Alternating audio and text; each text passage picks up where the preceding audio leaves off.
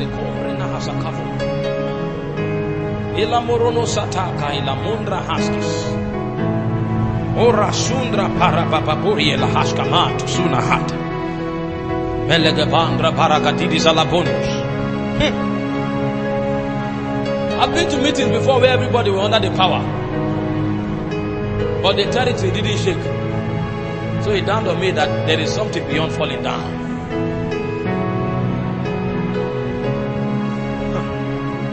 I've been to meetings where people are healed, many healed, and it becomes a license for them to continue what they were afraid of doing. They became afraid that they were going to die.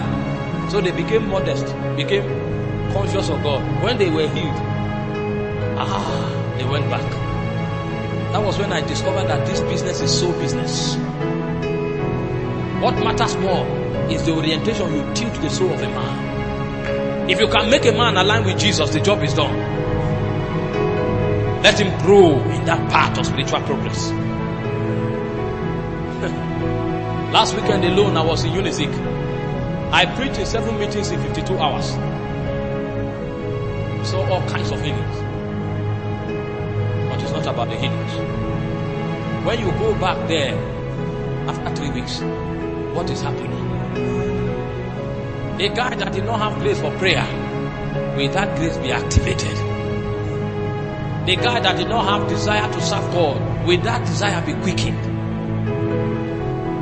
Jesus raised men, and when he left, all of them became like him. All. They were exactly like him. That's what he has called us to do. Paul said, follow me as I follow Christ. He had audacity.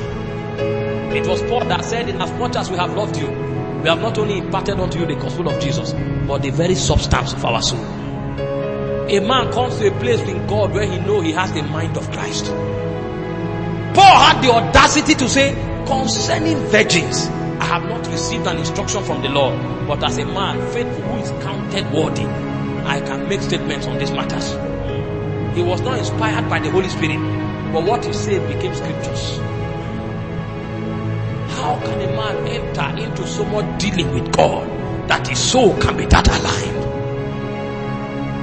The utterances of a man can line up with scriptures. Scriptures are the heartbeat of God. Paul could speak and say these things is not God that gave this instruction, and they could line up as scriptures. How does God work on a man that he becomes so much like him?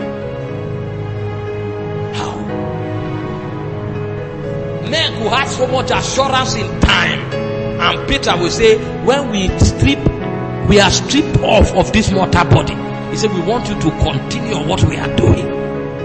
Because what they are doing transcends time and space. It doesn't matter when we live. He said, when we live, continue. Because we have not believed cunningly devised fables.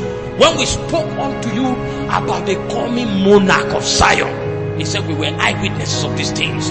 We saw his excellent majesty on the mount when he was transfigured. The things we saw, we handled them.